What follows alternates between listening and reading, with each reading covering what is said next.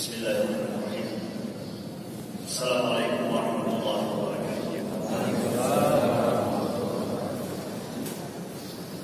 Alhamdulillah wahdahu la syarika lahu wa la syai'a yu'jizuhu wa la ilaha ghairuhu. Qadimun bila ibtida', da'imun bila intihah, la yafna wa la yadrik wa la yakunu illa ghairuhu. La tablughu al-awham wa la tudriku al-arham wa la tushbihu al-anam. حي لا يموت قيوم لا ينام. أشهد أن لا إله إلا الله وحده لا شريك له وأشهد أن محمدا عبده ورسوله. اللهم صل وسلم وبارك على سيدنا محمد وعلى آله وصحبه وسلم. سبحانك لا علم لنا إلا ما علمتنا إنك أنت العليم الحكيم. رب اشرح لي صدري ويسر لي أمري واحلل عقدة من لساني يفقهوا قولي. Amma ba'd. Jamaah subuh, jamaah SMS, khidmat subuh yang dirahmati Allah dan masyarakat juga dan sekitarnya. Allah berfirman, A'udzubillahi minasyaitonir rajim. Bismillahirrahmanirrahim. وَاضْرِبْ لَهُمْ مَثَلَ الْحَيَاةِ الدُّنْيَا كَمَاءٍ أَنزَلْنَاهُ مِنَ السَّمَاءِ فَاخْتَلَطَ بِهِ نَبَاتُ الْأَرْضِ فَأَصْبَحَ هَشِيمًا تَذْرُوهُ الرِّيَاحُ وَكَانَ اللَّهُ عَلَى كُلِّ شَيْءٍ مُقْتَدِرًا. Berikan perumpamaan pada mereka. Masalul hayati dunia, perumpamaan kehidupan dunia ini. Kama'in, seperti air. Anzalnahu minas sama, yang kami turunkan daripada langit. Fakhtalata bihi nabatul ardh. Dengan air ini maka suburlah tanaman di bumi. Fa asbaha hashiman tadruhu riyah. Kemudian tanaman-tanaman ini kering kerontang. Tadruhu riyah, kemudian dibawa atau dihembus oleh angin. Wa kana Allahu ala kulli syai'in muqtadiran. Sungguh Allah sangat kuasa atas segala sesuatu. Allah katakan bahwa kehidupan dunia itu adalah persis seperti tanaman yang tumbuh setelah adanya air hujan. Kemudian dia nantinya akan berubah menjadi kering, kemudian akan dibawa oleh angin yang lalu, hilang, tidak ada apa-apanya. Lalu Allah katakan, al-mal wal banun zinatul hayatid dunya. Al-mal wal banun, harta dan anak-anak, zinatul hayatid dunya. Itu adalah hiasan kehidupan dunia, zinah. Wal baqiyatus shalihat khairun 'inda rabbika thawaban wa khairun amalan. Adapun al-baqiyat, amal-amal saleh yang kekal. Wal baqiyat as-shalihat, amal-amal saleh yang kekal itu khairun 'inda rabbika, itu lebih baik di sisi Tuhanmu.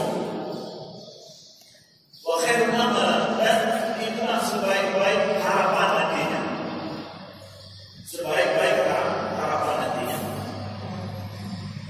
Ini adalah dua ayat yang bercerita dalam surah Al-Kahfi tentang tabiat hakikat daripada kehidupan dunia ini yang Allah telah ciptakan dan Allah tampakkan pada kita. Apa saja bentuk kehidupan itu. Jadi Allah katakan berarti tabiat atau hakikat daripada kehidupan dunia ini adalah persis seperti tanaman yang subur sementara, indah sekali dipandang, nikmat untuk dirasakan.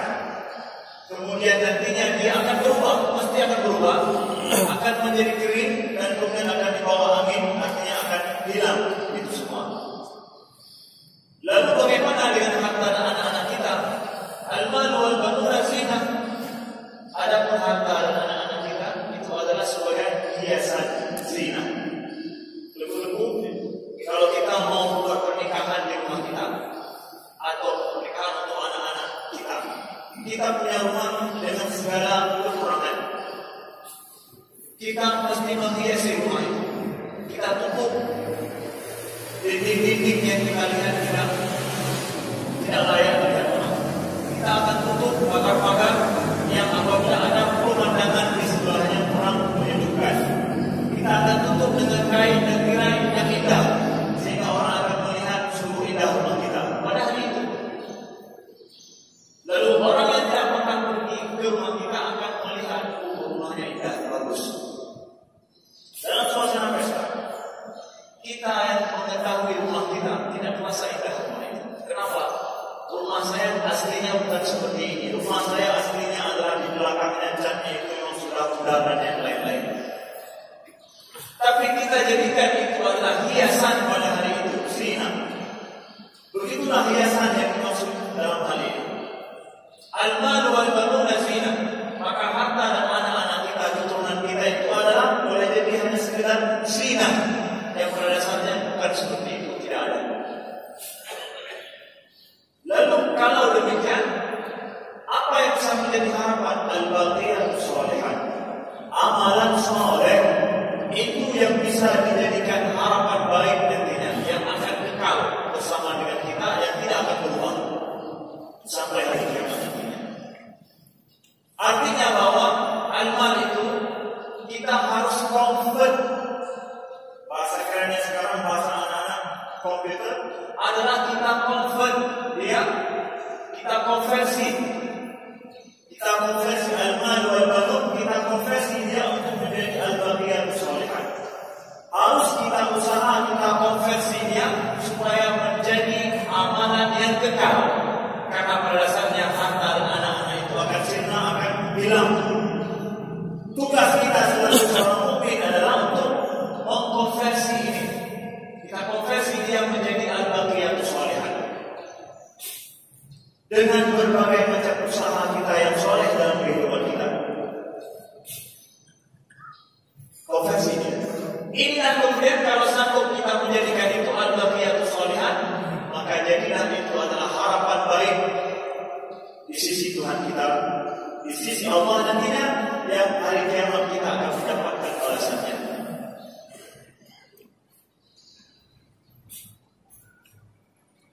Saya kasih sebuah contoh cerita daripada Damaskus. Dari Damaskus, ada seorang pegawai atau seorang penjaga toko. Dia punya satu kebiasaan untuk menipu orang. Cerita dari Damaskus, ada seorang penjaga toko yang kebiasaan menipu orang. Apa yang dia buat? Dia taruh dalam sebuah parcel, kotak hadiah.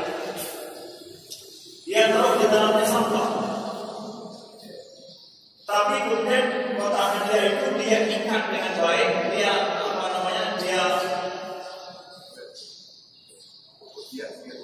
hias dengan baik, dan dia kasih pita yang sangat indah supaya betul-betul nampak semua orang ini adalah tercecer, ketinggalan, dan di dalamnya luar biasa indah dan bagus dan mahal. Dia tahu sampah yang bau itu di dalam itu. Kemudian dia tutup rapi, ditaruh di pinggir jalan dalam kondisi seperti terjatuh, bukan terkhusus, seperti terjatuh. Orang yang lewat ketika sepi ada yang diambil, lalu kemudian dibawa bersama dengannya dan dia ikuti. Yang sanggup dia ikuti. Lalu kemudian orang ini ketika sudah ambil, kira-kira sudah jauh daripada depan toko, dia akan mulai membuka pita yang pertama sedikit dia buka. Kemudian setelah itu dia buka penutupnya sampai kemudian dia lihat di dalamnya isinya. Dia buka semua, dia lihat ternyata sampah yang bau. Kemudian dia sumpah serapah. Kenapa? Harapannya yang luar biasa dari ini, ternyata di dalamnya adalah sampah yang bau dan busuk. Sumpah serapahnya.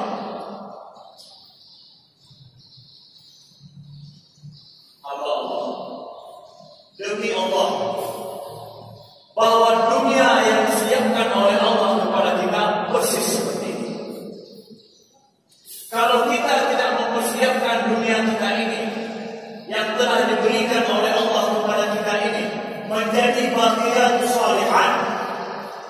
ketika nantinya kita akan mendapatkan masa itu kita buka, maka di dalamnya adalah dunia kita bau dan membusuk. Pada saat itu kita akan menyesal dan semua sama. Kalau kita hidup hari ini tidak mengkonversi, tidak kita konversi jabatan kita ini, harta kita ini, wewenang yang diberikan kepada kita, posisi kita di masyarakat untuk menjadi bagian sholihan, maka bukalah parsel Anda nanti ketika akan meregang nyawa dan terakhir. Di situ Anda akan melihat, inilah yang saya dapatkan. Inilah ternyata dunia saya. Nampak sekarang dibungkus indah sekali dengan harta yang kita miliki, dengan baju yang kita pakai, dengan pujian orang di sana sini. Itu semua adalah kita pasal yang kita buat. Kita tutup dengan baik, indah sekali. Tapi kapan kita akan membuka itu semua? Kita akan membukanya ketika nyawa di akhir kerongkongan. Terbukalah saat itu.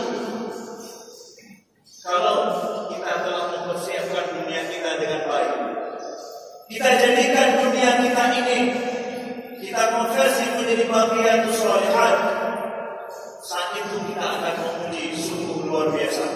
Betul-betul yang sudah kita persiapkan itu kita dapatkan di dalam doa itu. Alhamdulillah, ternyata isinya lebih dari yang saya duga.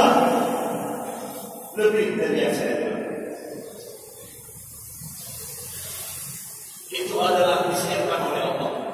Jika kita mendapatkan dunia kita lebih dari yang kita duga. Mudah-mudahan ini dipahami. Saya datang dari sini jauh-jauh hanya untuk menyampaikan ini. Menyampaikan ayat Allah ini. Inna ja'alna ma'ala al-ardi zinatan laha linabluwahum ayyuhum ahsanu amala. Kami jadikan ma'ala al-ardi, kami jadikan apa saja yang di atas muka bumi ini zinatan laha, itu hanya hiasan belaka. Zinah seperti yang kita katakan tadi. Dia indah nampaknya, tapi pada dasarnya bukan seperti itu. Linabluwahum, supaya kami coba mereka, kata Allah. Kami coba. Ayyuhum ahsanu amala, maka siapa kemudian yang mendapatkan keindahan kemudahan di dunia ini menjadi dia lebih baik amalnya, siapa? Kami coba, kata Allah. Linabluwahum. Allah coba saudaraku sekalian. Ayyuhum ahsanu amala, lalu siapa kemudian yang lebih baik amalnya?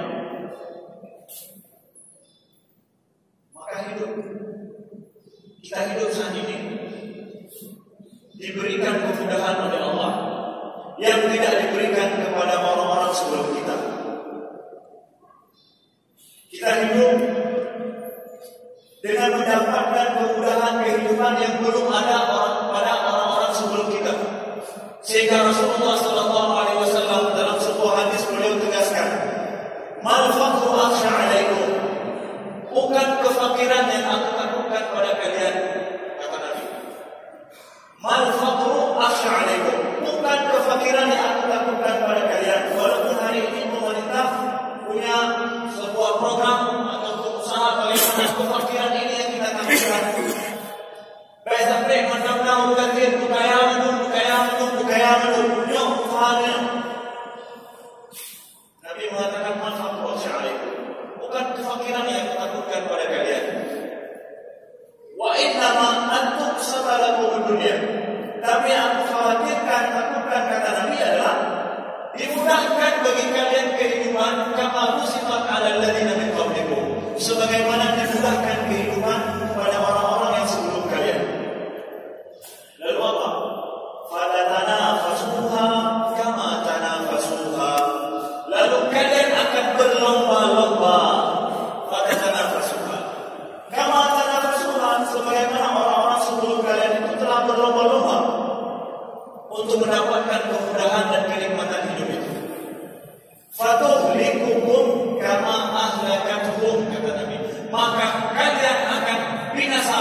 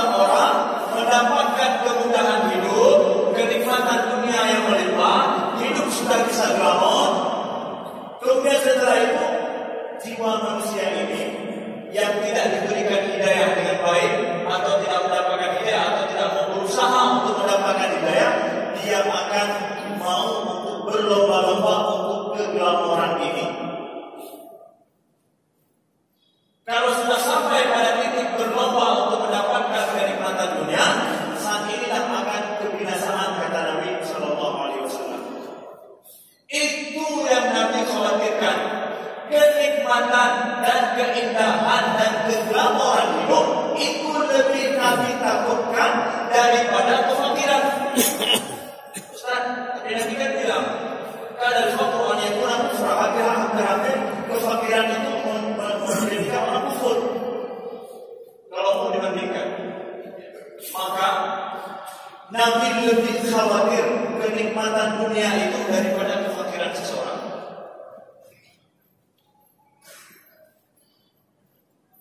Karena kenikmatan itu betul-betul melupakan kita.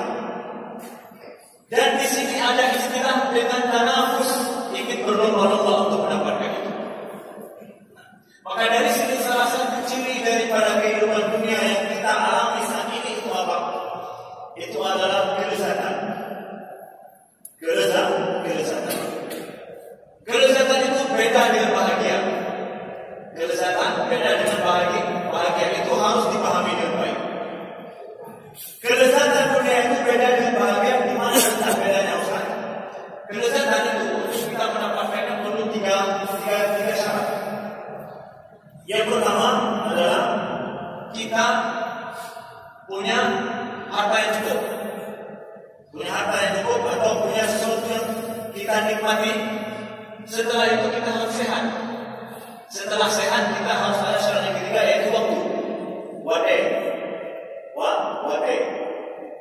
Paling kurang 3 syarat ini supaya kita mendapatkan sebuah kenikmatan dengan sempurna. Ada yang kita nikmati. Setelah itu ada apa? Setelah itu ada kesehatan pada kita. Kalau kita punya sesuatu yang bisa kita nikmati, rumah yang indah sudah kita buat, tapi kita tidak sehat, tidak akan apa keindahan dan kenikmatan itu. Kemudian setelah itu kita harus punya waktu untuk menikmati ini. Sekarang kalau anak-anak masih muda, remaja, dia punya sehat, punya waktu, tapi tidak ada yang bisa dia nikmati. Apanya yang mau dia nikmati dalam hidup? Kurang, tidak ada. Dia harus berusaha dulu. Ibaratnya hanya mau kontrol. Ada kontrol yang hebat-hebat, hanya mau melakukan penahanan. Tapi wadah cukup dengan kesehatan juga ada. Tapi yang ingin dia nikmati tidak ada. Baik. Lalu kalau dia sudah mulai beranjak, sudah masa-masa 30 tahun, 40 tahun masa sibuk dalam dunia, dia sudah mampu ada hal yang bisa dia nikmati. Kesehatan masih ada, waktu tidak ada.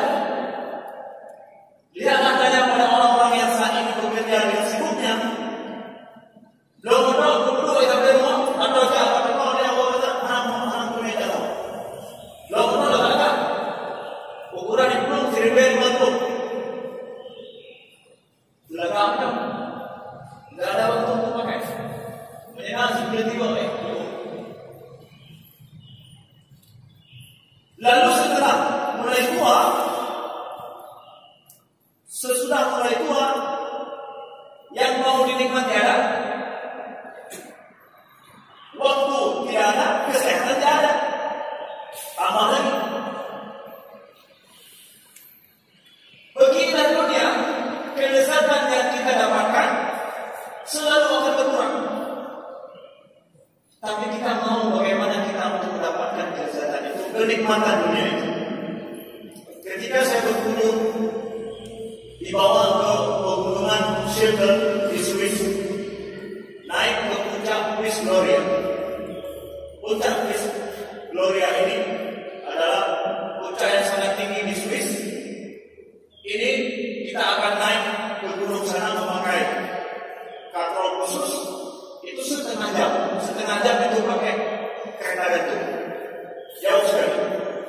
Uniknya di Piz Gloria ini apa? Di samping puncaknya bersalju. Ini adalah karena yang dulu tempat main film James Bond, jadi terkenal menjadi tempat situs wisata karena pemandangan yang indah. Di samping juga menjadi tempat pernah dibuat film. Di sana ada sebuah restoran mahal di atasnya. Restoran yang terkenal di Swiss dan mahal di Piz Gloria ini. Ketika turun, izinkan Allah, ternyata saya berjumpa dengan yang menjadi koki inti di restoran Miss Gloria itu. Dia ternyata adalah orang Korea, bisa berbahasa Indonesia, kawin dengan orang Indonesia, sudah masuk Islam, sudah masuk Islam, bisa berbahasa Indonesia walaupun sedikit kurang-kurang ini, tapi bisa dipahami. Sudah nikah dengan orang Indonesia dan alhamdulillah dia masuk Islam sudah. Ngomong selama setengah jam ketika turun dari atas ke bawah. Apa yang kami omongkan? Saya bertanya kepada dia, bagaimana dulu dia bisa menjadi chef dunia yang terkenal kemudian dipercayakan untuk menjadi pengelola chef di tempat yang bergengsi ini. Dia bilang memang dia sejak dari muda dulu sudah sangat suka dengan masak. Banyak kontes internasional dia ikut, dia menang, sehingga dipercayakan menjadi chef di sana. Kemudian saya tanya, tentu kamu akan suka tempat begini dan juga gaji kamu tentu akan sangat mahal sekali dan banyak orang yang sangat ingin untuk mendapatkan posisi seperti kamu. Dia bilang, ya betul, ini adalah tempat yang paling bergengsi dan juga banyak chef lain yang mau untuk mendapatkan posisi yang seperti ini. Tapi dia bilang, tapi saya tidak punya waktu. Saya punya banyak gaji saya, tapi saya tidak punya waktu. Setiap hari saya naik turun di tempat ini dan saya tidak bisa pergi kemana-mana. Dia bilang lagi, dia ulangi lagi. Saya tidak punya waktu. Saya tidak punya waktu. Setiap hari saya naik ini dan tidak bisa jauh dari tempat ini.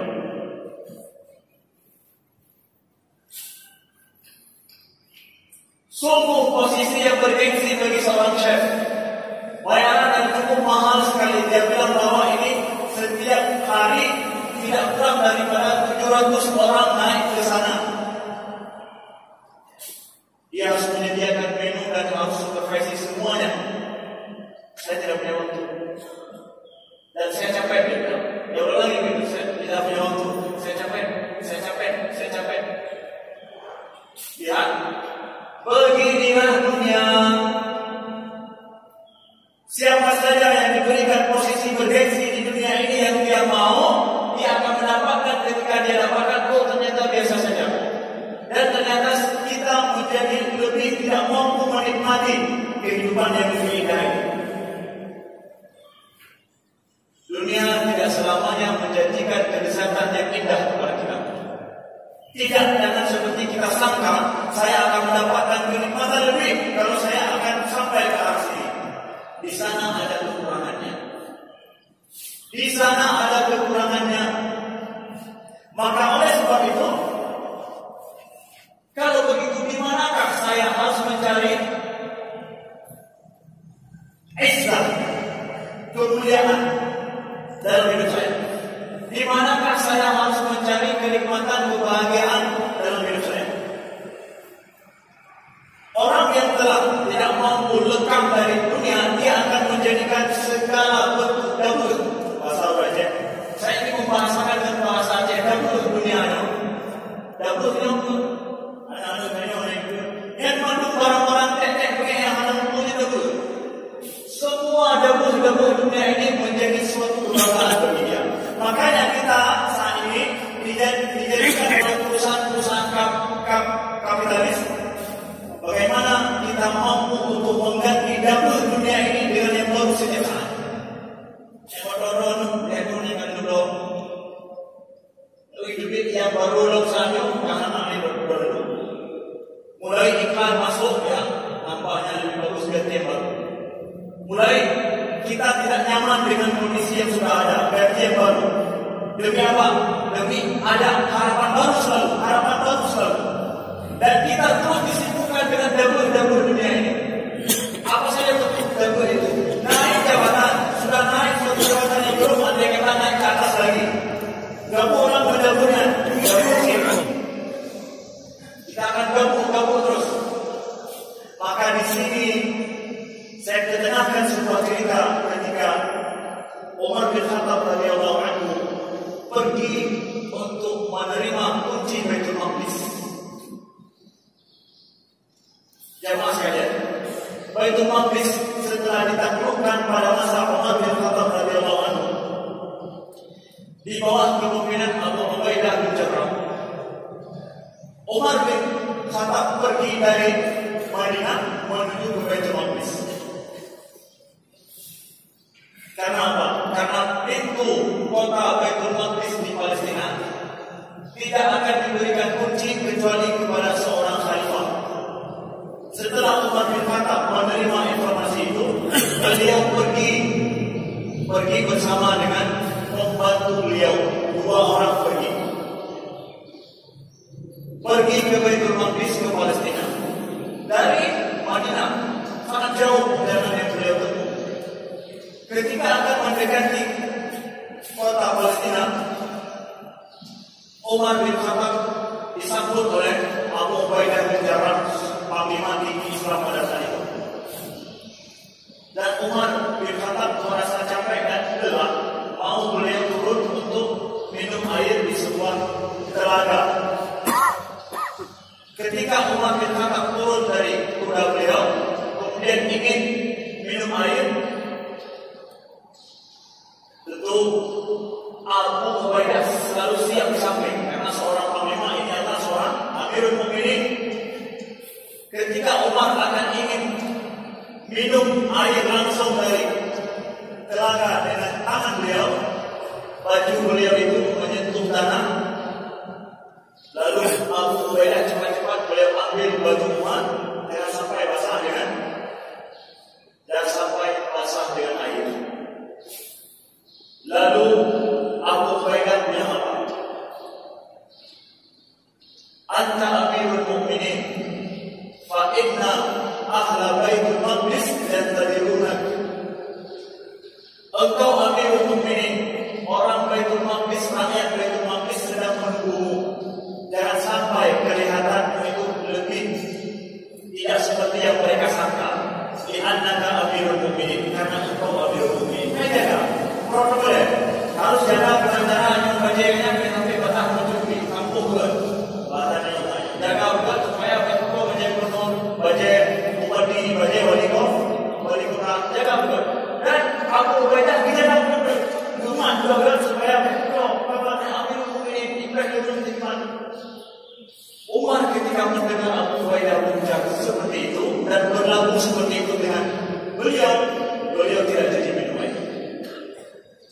Laita kalau Tuhan, andai kata engkau tidak mengucapkan ini, kata Umar bin Khattab radhiyallahu anhu. Lalu di sini Umar bin Khattab mengucapkan sebuah ucapan yang ditulis dengan tinta emas dan mohon semuanya kita ingat. Kata Umar apa? Nahnu qaumun a'azzana Allah bil Islam. Walau ibtaghaina al-'izzata bi ghairi al-Islam la adallana Allah. Kita adalah kaum yang dimuliakan oleh Allah dengan Islam. Kalau seandainya kita ingin mencari kemuliaan pada selain daripada Islam, maka Allah akan menjadikan kita hina. Dengan nada marah kata Umar bin Khattab radhiyallahu anhu, nahnu qaumun, ini kita adalah yang telah dimuliakan Allah dengan apa? Dengan Islam ini, bukan dengan baju. Tidak mau satu video baju saya. Bukan baju saya ini yang menjadikan Baitul Maqdis itu bisa dibuka. Baitul Maqdis bisa diambil dari orang salib. Bukan, tapi dengan Islam. Bukan dengan teknologi, bukan. Kita dimuliakan Allah dengan Islam. Walau ibtaghaina al-'izzata bi ghairi Islam. Kalau seandainya kita mau mencari kemuliaan hidup pada selain daripada agama ini, saat itu kita akan dihinakan oleh Allah. Itu sudah saya sampaikan kepada jemaah sekalian.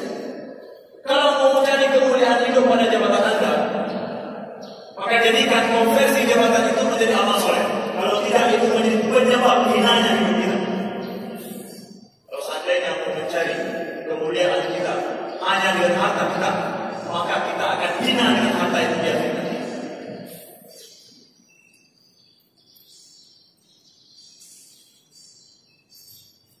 Ini yang kita khawatirkan sekarang. Ketika kita mau mencari kemuliaan pada selain agama Allah ini, pada selain daripada perbuatan,